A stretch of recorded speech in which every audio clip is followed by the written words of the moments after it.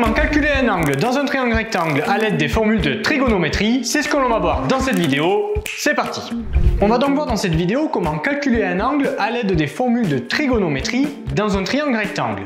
N'hésite pas à te référer à une autre de nos vidéos dans laquelle je te présente les 3 formules de trigonométrie qu'il faut que tu connaisses dans un triangle rectangle. Donc ici, on va dans ce premier exemple essayer de calculer, de déterminer la mesure de l'angle ABC en utilisant les formules de trigonométrie. Je rappelle toujours que pour avoir le droit d'utiliser, d'appliquer les formules de trigonométrie, il faut absolument que l'on se situe dans un triangle rectangle. Pas de triangle rectangle, pas de triangle, pas de formule de trigonométrie. Donc assure-toi au préalable que tu as bien affaire dans ton exercice, dans ton énoncé, à un triangle rectangle, parce que sinon, il faudrait au préalable prouver que ton triangle est rectangle. Eh bien c'est parti, on commence de suite avec le premier exercice dans lequel on souhaite calculer la mesure de l'angle ABC. Et pour cela, on va utiliser les formules de trigonométrie. Comme je l'ai dit tout à l'heure, on s'assure au préalable que l'on a bien affaire à un triangle rectangle. Ici, le codage nous dit que l'on a bien un triangle rectangle, en l'occurrence un triangle rectangle, un triangle ABC, rectangle en A. Par conséquent, j'ai le droit d'appliquer les formules de trigonométrie. Donc ici, on va travailler autour de l'angle B, puisque je cherche à déterminer la mesure de l'angle B. Pour savoir quelle formule de trigonométrie utiliser, eh bien, ce qu'il faut faire au préalable sur ton brouillon, c'est de se rappeler le moyen mémotechnique. Donc par exemple, SO, K,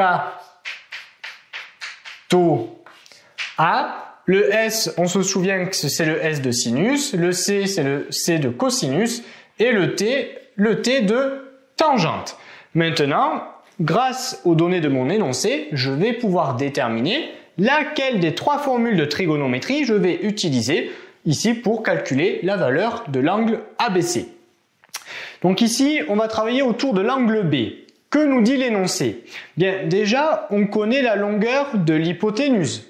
En effet, l'hypoténuse, on nous dit qu'il mesure 5,2 cm. Par conséquent, je vais utiliser une formule de trigonométrie qui fait intervenir la longueur de l'hypoténuse.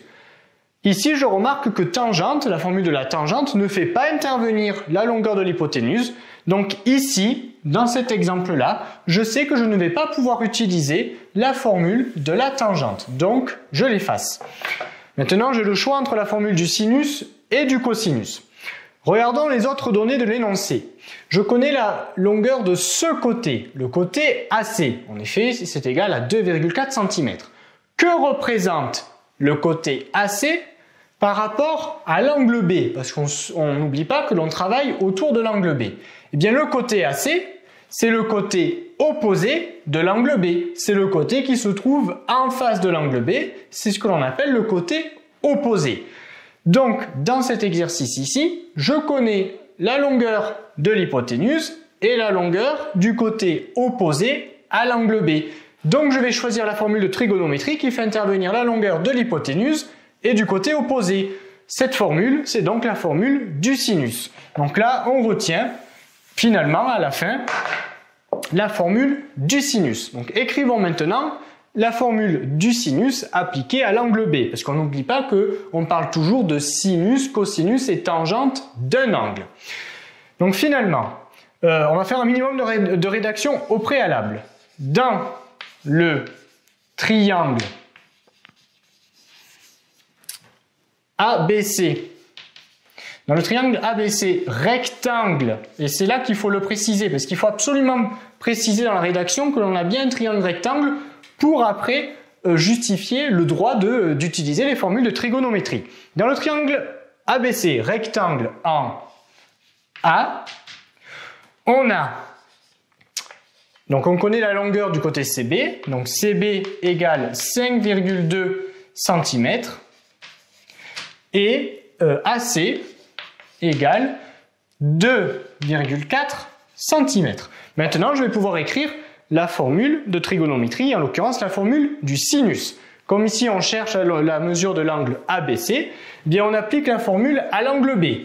Sinus de l'angle, alors on va l'appeler ABC, de l'angle ABC eh bien c'est égal à quoi? Eh bien je regarde pour cela le moyen mémotechnique. Le sinus d'un angle, c'est égal à la longueur du côté opposé, c'est-à-dire la longueur AC, divisé par la longueur de l'hypoténuse, c'est-à-dire la longueur BC. Maintenant, je remplace avec les données de mon énoncé. Alors, sinus de l'angle ABC, donc l'angle ABC, lui, je ne le connais pas, c'est ce que je cherche. C'est égal à la longueur AC. La longueur AC, on la connaît, elle est égale à 2,4 divisé par la longueur BC, qui, elle, est égale à 5,2. Lorsque je suis arrivé à cette étape, eh bien j'ai presque terminé, puisqu'à présent, je connais la valeur du sinus de mon angle. En effet, sinus de l'angle ABC, eh bien à présent, je sais que c'est égal à 2,4 divisé par 5,2. Sauf que moi, ce que je cherche à savoir, c'est la mesure, la valeur de l'angle ABC. Et pour le moment, je ne le connais toujours pas. Je ne sais toujours pas combien mesure l'angle ABC. Comme ici, je connais la valeur du sinus, eh bien on va utiliser une fonctionnalité sur la calculatrice qui porte un nom bien particulier. Alors selon les modèles, ce n'est pas le même nom. Sur certains modèles, on va trouver que la fonctionnalité, eh bien c'est la fonctionnalité sinus moins 1, ou encore, et c'est le cas de ma calculatrice que je vais utiliser tout à l'heure, la fonctionnalité va s'appeler arc sinus. Alors concrètement, pour pouvoir utiliser cette fonctionnalité, le plus souvent, il faut taper sur la touche seconde de la calculatrice et ensuite sur sinus, parce que là, on avait utilisé la formule du sinus. Si on avait utilisé la formule du cosinus, on taperait d'abord sur la touche seconde de la calculatrice et ensuite sur la touche cosinus. Maintenant, renseigne-toi bien sur le modèle de ta calculatrice parce que peut-être qu'il faudra procéder différemment. Concrètement, pour donc déterminer la valeur de l'angle ABC, eh bien, il faut taper ceci sur la calculatrice. Je vais changer de couleur parce que ce que je vais écrire ici, il ne faut pas l'écrire sur une copie, c'est juste pour que tu comprennes bien ce qu'il faut que tu tapes sur ta calculatrice. Finalement, l'angle ABC, pour connaître sa mesure, on va taper ceci sur la calculatrice et je vais changer de couleur. On va taper, donc moi je vais utiliser la fonctionnalité que j'ai, c'est-à-dire arc sinus.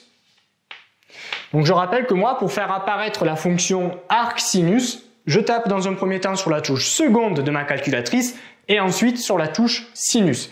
Et sur l'écran de ma calculatrice, ça m'affiche la fonction arc sinus. Donc l'angle ABC va être égal à arc sinus, je dis bien entre parenthèses, c'est pas correct de dire ça, c'est juste pour que tu comprennes bien ce qu'il faut écrire sur la calculatrice. Arc sinus, eh bien du rapport que l'on a trouvé ici, c'est-à-dire 2,4 divisé par 5,2. Donc pour connaître la valeur de l'angle ABC, il faut taper ceci, on va l'écrire entre guillemets, il faut taper ceci sur la calculatrice. Pour d'autres, au lieu d'avoir arc sinus qui s'affiche ici, ça va s'afficher sinus moins 1, on ouvre la parenthèse, pareil, on écrit le rapport et on referme la parenthèse. Et finalement, si je tape tout ceci sur la calculatrice, c'est ce que je vais faire tout de suite. Donc je prends ma calculatrice, j'appuie sur la touche seconde, sinus, donc j'ai arc sinus qui vient de s'afficher sur mon écran, j'écris le rapport, c'est-à-dire 2,4 divisé par 5,2, et ça me donne comme résultat 27,48. Donc ça me donne comme résultat à peu près égal à 27,48 degrés. Et nous, on se rappelle que dans l'énoncé, on nous demandait de donner une valeur approchée au degré près. Donc si on veut donner une valeur approchée au degré près, ça signifie qu'il faut que j'arrondisse ici à l'unité près. Donc pour arrondir à l'unité près, bien je regarde le chiffre qui est juste après le chiffre des unités, c'est-à-dire le chiffre des dixièmes, c'est 4. Donc finalement, on va garder le 7 du 27 et l'angle ABC, eh bien il est à peu près égal à 27 degrés. Voilà, donc là, je viens de déterminer la valeur de l'angle ABC. On a donné une valeur approchée à l'unité près. Je répète que cette ligne-là il ne faut pas l'écrire sur une copie, c'est juste pour t'expliquer ce qu'il faut que tu affiches à l'écran de ta calculatrice pour trouver à la fin la valeur de ton angle. Allez, réalisons un deuxième exemple dans lequel cette fois on cherche à déterminer la valeur de l'angle IKJ et là aussi on va donner une valeur approchée au degré près. L'énoncé avec le codage nous dit que l'on a bien affaire à un triangle rectangle, donc je vais bien pouvoir utiliser ici, je vais bien avoir le droit d'utiliser les formules de trigonométrie dans ce triangle rectangle. Déjà, on va déterminer quelle formule on va utiliser ici pour pouvoir déterminer la valeur de l'angle IKJ. Donc toujours pareil, sur le brouillon, j'écris le moyen mémotechnique SOHCAHTOA. Qu'est-ce que l'on connaît dans ce triangle rectangle? Bien déjà, on connaît la longueur de l'hypoténuse. Donc, je vais pouvoir utiliser, il va falloir que j'utilise une formule qui fait intervenir la longueur de l'hypoténuse. Par conséquent, on ne va pas utiliser ici la formule de tangente. Maintenant, je connais également la longueur de ce côté, le côté KJ. Que représente le côté KJ par rapport à l'angle IKJ? Eh bien, le côté KJ, c'est le côté adjacent à l'angle IKJ. Donc ici, il faut que j'utilise la formule qui fait intervenir à la fois la longueur de l'hypoténuse et à la fois la longueur du côté adjacent. Et cette formule, c'est donc la formule du cosinus. Donc cette fois, on va utiliser la formule du cosinus. Maintenant, on peut commencer la rédaction. Dans le triangle, donc IKJ, rectangle, toujours le préciser, il ne faut pas oublier de le préciser ça, sinon on ne peut pas justifier le fait d'utiliser les formules de trigonométrie. Rectangle en J, on a, eh bien qu'est-ce que l'on a? On connaît la longueur du côté IK, donc IK égale 6,1 cm et KJ, la longueur KJ égale 3,2 cm. Ok, ça c'est pour la rédaction. Maintenant, on va donc appliquer la formule du cosinus à l'angle IKJ puisqu'on cherche à déterminer ici la mesure de l'angle IKJ. Bien, c'est parti.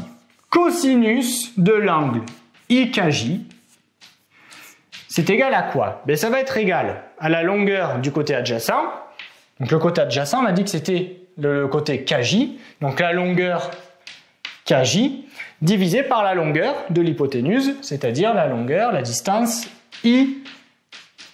Je remplace maintenant par les données de mon énoncé. Cosinus de l'angle IKJ égale KJ, on a dit que c'était égal à 3,2 et IK c'est égal à 6,1. Ok, quand j'en suis là, je n'ai pas encore terminé parce que moi ce que je cherche à savoir c'est la mesure de l'angle IKJ. Donc là c'est ce que l'on a dit tout à l'heure. IKJ, l'angle IKJ, il va être égal à quoi? Eh bien pour le savoir, on va utiliser donc la fonctionnalité. Donc ici comme on utilise comme ici on connaît la valeur du cosinus de l'angle, eh bien cette fois on va on va chercher la fonctionnalité de la calculatrice arc cos, arc cosinus ou cosinus moins 1. Cosinus moins 1. Alors comme tout à l'heure on avait pris la fonctionnalité arc sinus, mais on va changer. Là je vais écrire la fonctionnalité cosinus moins 1 pour ceux qui auraient des calculatrices qui utilisent cette fonctionnalité. Donc sur la calculatrice, il faut donc utiliser la fonctionnalité cosinus moins 1. Ça va t'ouvrir normalement automatiquement une parenthèse. Dans la parenthèse, on va donc écrire le rapport que l'on avait ici, c'est-à-dire 3,2 sur 6,1. Je referme la parenthèse. Je remets tout ça entre guillemets parce que je précise à nouveau que cette ligne-là, il ne faut pas l'écrire sur la copie ou sur le cahier. C'est juste pour que tu saches ce qu'il faut que tu tapes sur ta calculatrice. Donc finalement, l'angle IKJ, il est à peu près égal. Donc maintenant, je vais taper sur ma calculatrice tout ceci. Donc je prends ma calculatrice. Donc moi c'est pas cosinus moins 1. Moi la fonction c'est arc cos. Donc j'appuie sur la touche seconde. cosinus. Donc ça m'affiche sur mon écran arc cos, ça m'ouvre la parenthèse. Maintenant, je vais écrire dans la parenthèse le rapport que j'avais ici, c'est-à-dire 3,2 divisé par 6,1. Je ferme la parenthèse. Ça me donne comme résultat 58,35, donc degrés là, parce qu'on parle de la mesure d'un angle. Et on n'oublie pas qu'on nous demande une valeur approchée au degré près, donc il faut que j'arrondisse ce résultat à l'unité près. Et donc finalement, l'angle IKJ, il est à peu près égal. À l'unité près, le chiffre des unités c'est 8, je regarde juste après, j'ai 3. Donc on va arrondir, on va garder le 58, on va garder le 8 de 58. Et donc finalement, l'angle IKJ, il est à peu près égal à 58 degrés. Cette leçon est désormais terminée. Abonne-toi à la chaîne pour ne rater aucune de nos prochaines vidéos et on te dit à très vite dans une autre leçon de Petit Savant.